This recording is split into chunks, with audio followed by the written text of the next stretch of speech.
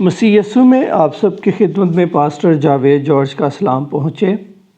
ہم ایک بڑا ہی دلچسپ مضمون سیکھ رہے ہیں، یعنی احبار 23ویں باب میں سے خداوند کی 7 عیدیں، نہ کہ کسی قوم کی، نہ کسی قبیلے کی، بلکہ خداوند کی 7 عیدوں کے متعلق ہم سیکھ رہے ہیں، جس میں خداوند یسوع مسیح کی خدمات کے بید ہیں، یعنی ابن آدم، ابن خدا اور ابن داؤد کی خدمات کے بید جو ہیں ان 7 عیدوں میں پنہاں ہیں۔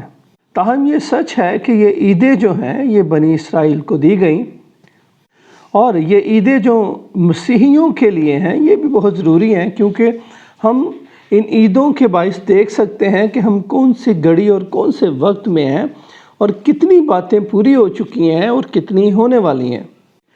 جس طور خداوند نے ایلیا کی روح میں، یعنی یوحنا بپتسمہ دینے والے کے باعث یسوع مسیح کو متعارف کروایا کہ یہ خدا کا برہ ہے، یعنی اس کے ابن آدم کی خدمت کو اس نے متعارف کروایا، اور اسی ایلیا کی روح میں اس نے ابن خدا اور ابن داؤد کی خدمات کو بھی ہم پر کھولا ہے۔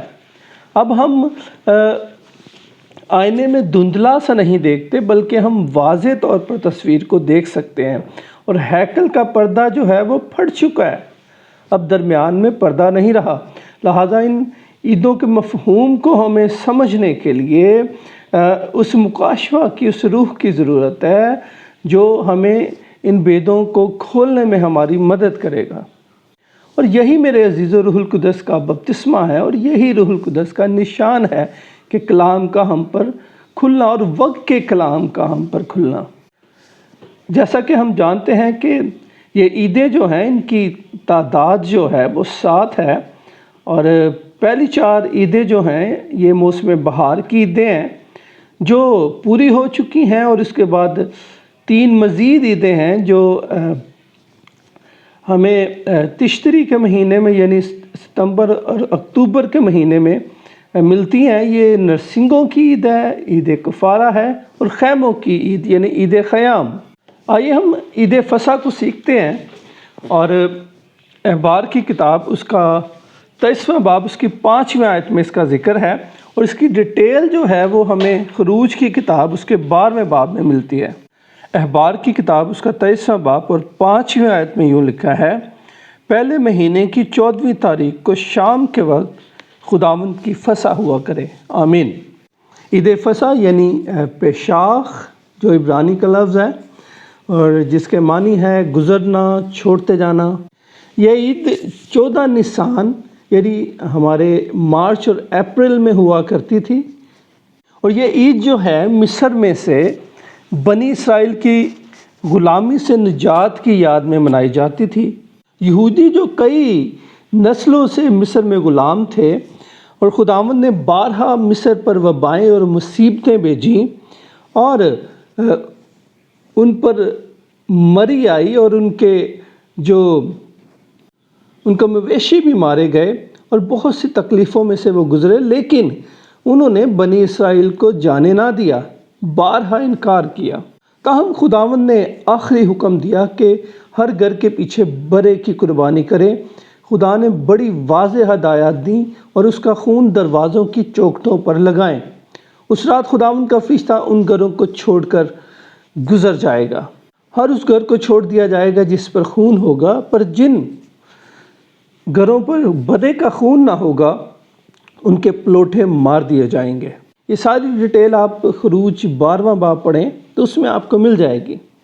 یاد رہے کہ یہ جو عید فصح کا برہ ہے یہ 10 نسان کو لیا جاتا، اور اس کی قربانی 14 نسان کو ہوتی تھی، اور یہ محض اتفاق نہیں بلکہ خداوند کا پروگرام اور پلان تھا کہ خداوند یسوع مسیح 10 نسان کو شہر یروشلم میں داخل ہوئے، جس روز بروں کا انتخاب ہوتا تھا۔ چونکہ یہودی اندھے کیے گئے تھے، وہ یہ بات نہ سمجھ سکے کہ خداوند یسوع مسیح 10 نسان کو خدا کے برے کے طور پر یروشلم میں داخل ہوا، اور 4 روز کے بعد وہ عید فصح پر قربان کر دیا گیا۔ یوحنا اسے بڑے واضح طور پر بیان کرتا ہے، یوحنا کی انجیل 19واں باب اس کی 14ویں آیت میں یوں لکھا ہے: یہ فصح کی تیاری کا دن اور 6 گھنٹے کے قریب تھا، اور یہ بات بڑی واضح تھی کہ یہ برہ جو ہے وہ بے عیب ہو، اور پطرس رسول اسے بڑے واضح طور پر بیان کرتے ہیں۔ پہلے خط کے اندر اس کے 18ویں اور 19ویں آیت پڑھیں تو بڑا واضح لکھا ہے کہ تم جانتے ہو کہ تمہارا نکما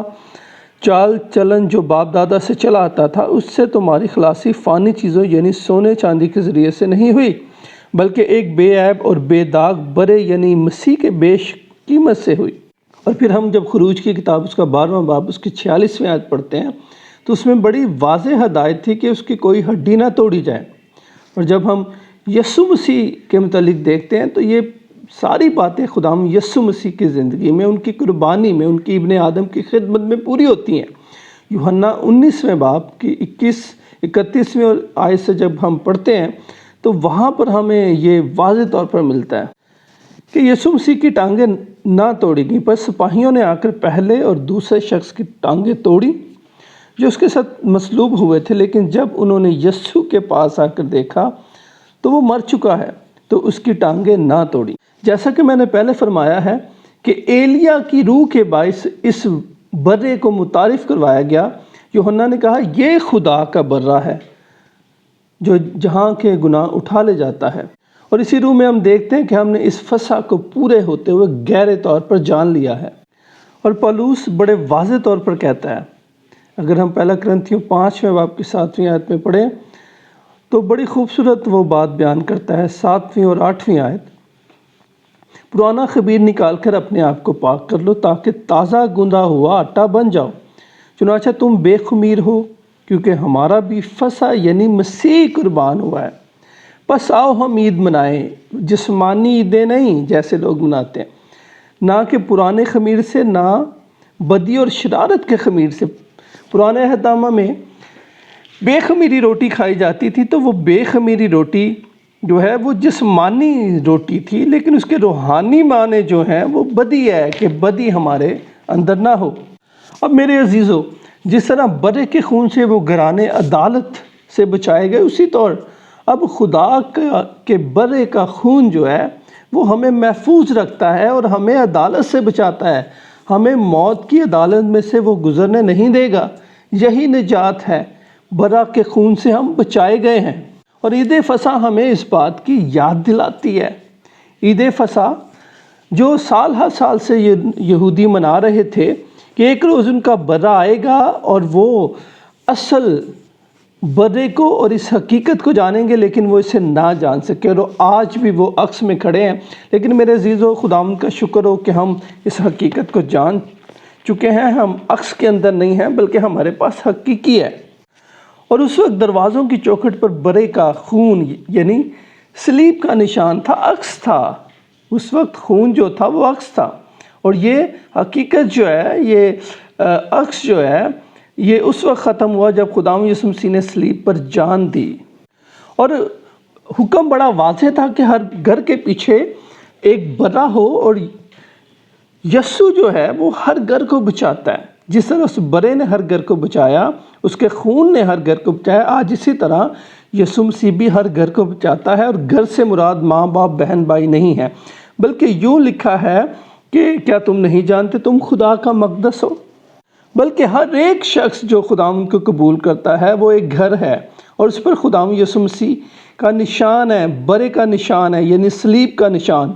صلیب کے نشان سے مراد فقط لکیریں نہیں ہیں بلکہ صلیب کا پیغام ہے۔ اور جب ہم صلیب کے پیغام کو قبول کر لیتے ہیں تو ہم نجات پاتے ہیں، اور پھر مسیح ہمارا فسح کا برا بن جاتا ہے۔ اور اب یہ نشان خون کے خلیے نہیں میرے عزیزو، بلکہ یہ روح القدس ہے۔ ہیکل کا پردہ پھٹ چکا ہے، مکاشفہ 10:7 پورا ہو چکا ہے، تمام بید کھل چکے ہیں، دھندلا پن ختم ہو چکا ہے۔ اب آئینے میں دھندلا نہیں بلکہ ہمیں واضح طور پر نظر آتا ہے، اور یہ روح القدس کے باعث ہے، یعنی مکاشفہ کے باعث ہے، یہ ایلیا کی روح کے مسح کے باعث ہے۔ پرانا عہد نامہ جسم کی بات کرتا ہے اور نیا عہد نامہ روح کی بات کرتا ہے۔ اب ختنہ یا نامختونی کوئی چیز نہیں ہے۔ پالوس بڑے واضح طور پر کرنتھیوں کو لکھتا ہے 7 باب کی 18 آیت میں، جو مختون بلایا گیا ہے وہ نامختون نہ ہو جائے، جو نامختونی کی حالت میں بلایا گیا ہے وہ مختون نہ ہو جائے۔ نہ ختنہ کوئی چیز ہے، نہ نامختونی، بلکہ خدا کے حکموں پر چلنا چلنا ہی سب کچھ ہے۔ میرے عزیزو، خون عکس تھا، اور آپ جانتے ہیں کہ جب برے کا خون نکل جاتا تھا، وہ زندگی نکل جاتی تھی، تو پرستش کرنے والے پر، عبادت کرنے والے پر وہ زندگی واپس نہیں آتی تھی، اسی لیے انہیں بار بار اس برے کو قربان کرنا پڑتا، وہ بار بار زندگی نکالنی پڑتی، اس لیے انہیں ہر بار اپنے دروازوں کو، ہر سال اپنے دروازوں کو اس خون سے رنگنا پڑتا۔ اب میرے عزیزو، ہم جو مسیح میں ہیں، اب ہمارے لیے کیمیائی خون جو ہے وہ نشان نہیں ہے، وہ تو ہزاروں سال پیشتر بہہ چکا۔ اب کیوں اس فسح کے برے کو بار بار قربان کرنے کی ضرورت نہیں ہے؟ میرے عزیزو، جب اس برے کا خون نکلا تو یہ برے کا خون جو تھا، اس میں زندگی تھی، اور یہ برے کی زندگی جو ہے وہ واپس اس پر آئی ہے۔ جیسے عید فسح کے بروں پر ان کی زندگی واپس نہیں آتی تھی، لیکن یسوع مسیح جو عید فسح کا حقیقی برا ہے، اس کی زندگی اس پر واپس آئی اور وہ مردوں میں سے جی اٹھا۔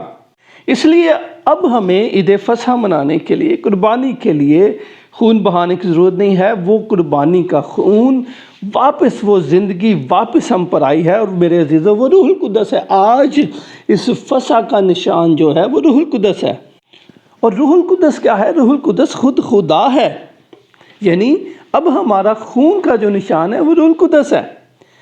وہ خون جس میں زندگی ہے وہ روح القدس ہے، اور روح القدس خدا خود ہے، یعنی خدا کی زندگی جو ہے وہ یسوع پر واپس آئی، اور وہی زندگی آج ہم پر آئی ہے، وہی زندگی اب ہمارے اندر ہے۔ ہر گھر کے پیچھے ایک برا اور اس پر خون کا نشان ہو، ہمارے گھر میں اس کا نشان ہو۔ میرے عزیزو، اگر آپ خداوند یسوع مسیح میں ہیں، آپ مصر کی غلامی یعنی گناہ کی غلامی سے اس برا کے خون کے باعث رہائی پا چکے ہیں، تو ضرور ہے اس خون کی زندگی آپ پر ہو، یعنی روح القدس آپ پر ہو، اور اس خون کا نشان آپ کے گھر پر، یعنی تم خدا کا مقدس ہو، آپ کی زندگی پر یہ نشان ہو، اور وہ نشان روح القدس ہے۔ روح القدس کیا ہے؟ مکاشفہ، کھلی ہوئی بات، وقت کا کلام آپ پر کھلا ہوا ہو، تو پھر اس کا مطلب یہ ہے، اگر آپ کے زندگی میں وقت کا کلام کھلا ہے، وقت کا مکاشفہ ہے، جو اس کے بندہ کے وسیلہ سے، آخری نبی کے وسیلہ سے، جو کلیسیاؤں کے زمانے کا آخری نبی ہے، جس کے وسیلہ سے آخری پیغام بھائی برینم کے وسیلہ سے ہم تک پہنچا ہے، اگر آپ کے پاس وہ پیغام کھلی کتاب ہے، مکاشفہ ہے، تو آپ کے پاس روح القدس یعنی خون کا نشان ہے، تو برے نے آپ کو نجات دلائی۔ تو عید فسح کا جو پیغام ہے، عید فسح کا جو بید ہے، وہ اس طور ہم پر کھلتا ہے۔ خداوند آپ کو برکت دے، آمین۔